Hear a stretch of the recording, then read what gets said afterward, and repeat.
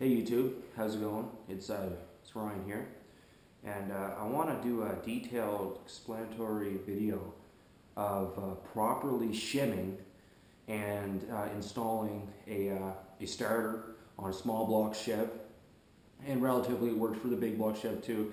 And like Ford and Dodge, I'm guessing it's similar. I've never really worked on them, so I don't really know. But for the basically the small block Chev and the GM products. Well, basically, what you want to do is you want to realize what tools you're gonna get when you buy a starter. Sometimes when you buy a starter, and sometimes you don't. You get these shims here.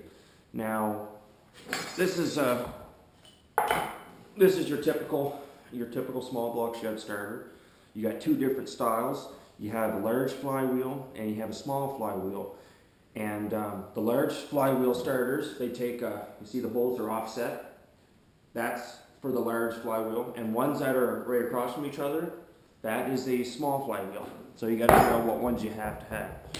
Now basically the first thing you want to do is, it's kind of hard for me to show you. Actually, I will show you some things in a little bit. Basically, you want to pull your old starter down. You're going to have two bolts. You got to pull them down. And shims come out of your starter that you just took off your motor. You're going to want to keep them. But if you buy a new starter and it comes with shims, then use your new shims. One thing you're going to want to have is an 1/8 inch drill bit. Now, when you put that starter up in, put your brand new one all up in with no shims at all. And you're going to want to take this drill bit and you're going to want to shove it. You're going to want to shove it right up in here, right along here, inside there. And your flywheel will be right about here. So, of course, when this Bendix pops out, your gear will go into your flywheel. So you want to get that up in. Now, you're going to put it in, and it should be tight. Or if you can't slide it up in, that's when you slide your shim in. You undo your two bolts. You slide your shim in. Tighten it back up until that drill bit will fit up in between there. Do not put the drill bit, it might be hard for you to see. Do not put the drill bit in here. Some forms I've read online, you put them in there. You don't do that. You shove it up in here, an 1/8 inch drill bit. There, you're supposed to put like a little paper clip, but just use the drill bit trick. That's the easiest way. Now, if your starter does not come with shims and you need to shim it because of the fact that this will not go up in, you can get these shims like a help section at your Canadian Tires or wherever you're from, and just shim it up properly for your setup until that feels really tight. Now I'm going to actually show you exactly what I mean, just so you guys know exactly what I'm talking about. I've watched many videos before, and it could really be confusing.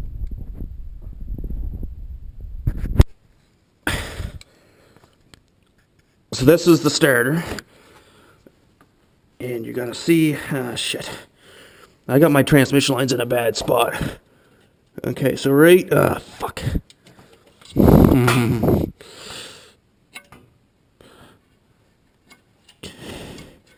Alright, see that?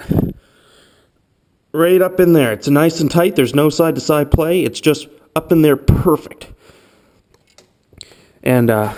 And that's exactly what you want.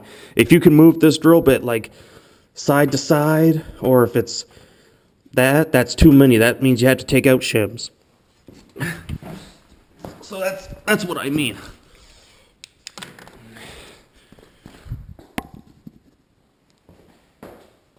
But what I want to show you is another issue. The issue that I ran into with that motor. When I put my starter up in, bolted up with no shims at all, I could take this drill bit up there and I could slap back and forth about that much. And that brings you into a really bad problem. Sometimes, if you put an aftermarket flywheel on, like a China one, like the cheap ones, it could be made a little bit smaller, or something like that. But the issue I have a gold anodized flywheel, really good made one, so I thought, well, it shouldn't be the flywheel. And I actually went online, and some of the 010 350 blocks, that's what that one is, the starter holes were actually drilled this way too much. So of course that gave you the issue of every time you bolt a starter up in, it's too loose to begin with. I had this motor in a truck of mine, and I had the exact same problem. So anyways, what I did is I got one of these tools. You can get these at Canadian Tire or wherever you want, their little air tools, spin. And you buy this little chuck, and you buy a 80 grit little turn pads. They just turn on and off. And one thing I want to point out too is I bought a whole, I have a bunch of starters, and I changed a whole bunch of noses. I changed 4 or 5 noses, and they all gave that same issue. So I knew it was the block fault. It wasn't my aftermarket nose problem. So what I did is I got my tool. You want to be really steady. You know what I mean? You want your arms to be real steady. Hold that tool straight. You want to grind some off of this part and off of this line and this section, because this is the part that bolts tight to your block. Just keep going. Just grind a little section off. Hold your tool straight. You know what I mean? Just hold it straight like that. And after you take a little bit off, evenly on both sides, stick it up in, and keep doing it until, like I said, this has that tight feeling. Goes in tight, goes in nice. I guarantee you, once you get this set properly, it'll roll over really nice. It'll have that nice sound. It won't be a loud grinding sound. So you want to stay away from the grinding sound, because you're going to run into issues with your flywheel. You're going to either probably fuck up your Bendix, and then if you're on the fucking side of the road somewhere or in Walmart parking lot, you don't have to call CAA. So that's just a little explanatory video of how to properly put your starter on to a small block Chevy motor. If you have any questions or whatever, you can just comment below or privately inbox me or whatever. All right. Thank you very much.